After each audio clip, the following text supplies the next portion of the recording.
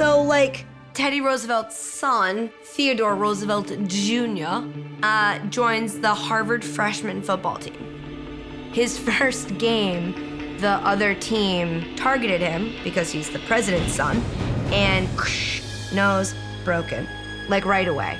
Put a huge gash on his face.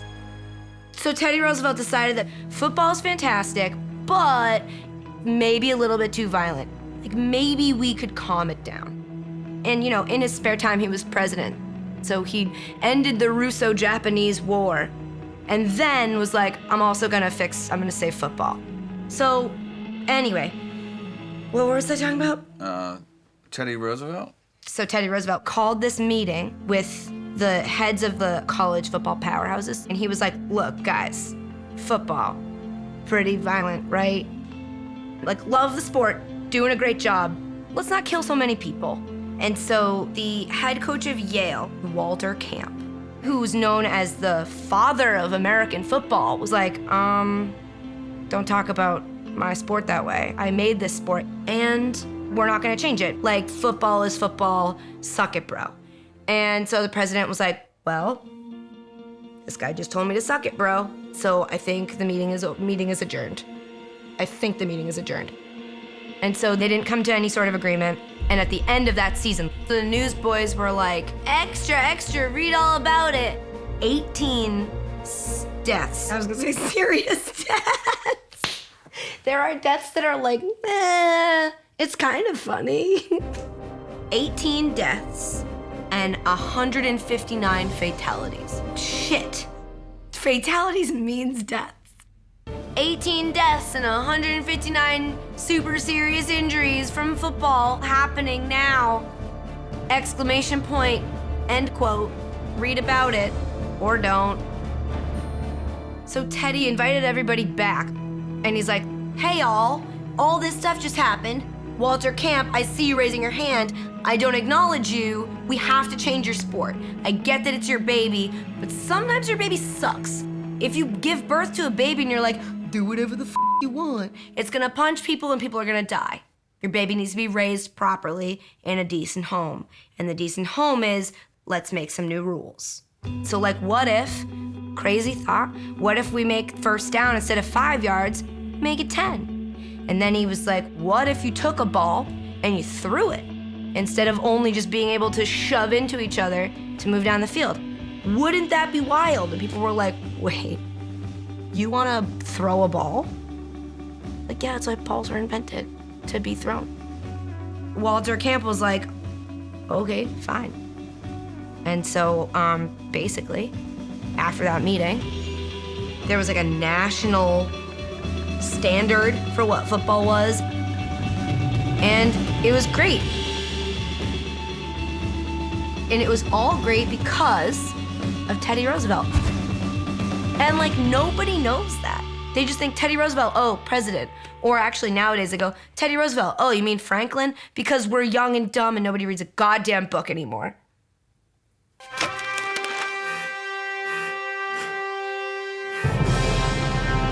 Woodrow Wilson was the president of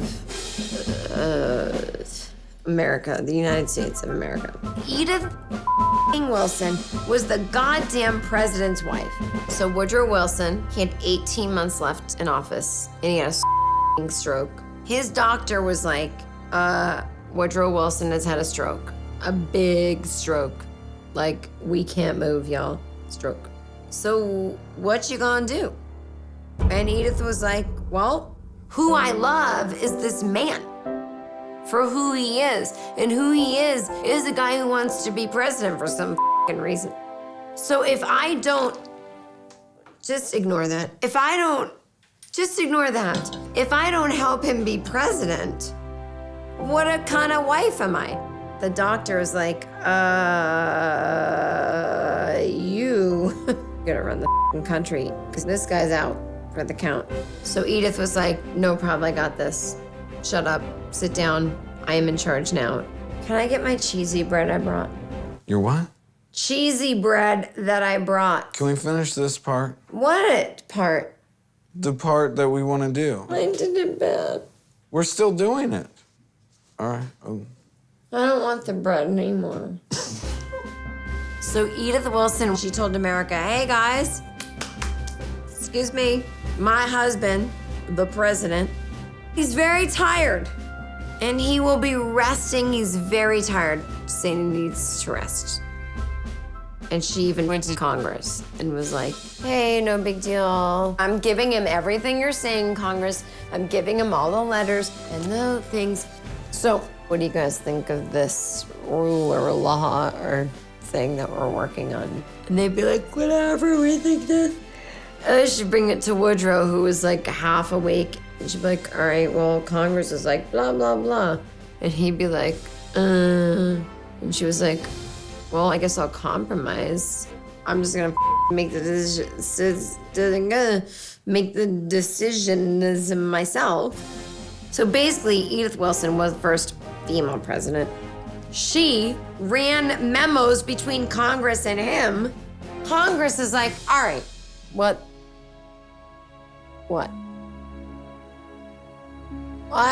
is going on? So Congress picked this one Republican senator, Albert Fall. They're like, Albert, go see what his true condition is. Go see what Wilson's true condition is. So Albert Fall shows up. He's like, can we come in and see the true condition? She's not stupid. She's like, yeah, sure, come on in. So Albert Fall comes in.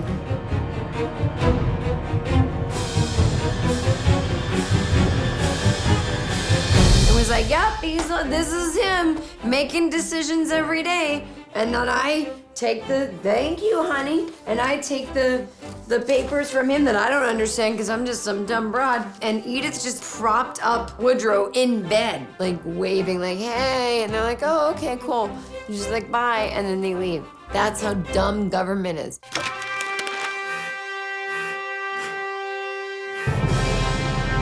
Elvis writes a letter to Nixon while on the plane. They land and he drops it off at the front of the White House. It was shocking. No celebrities going to hang out with Nixon.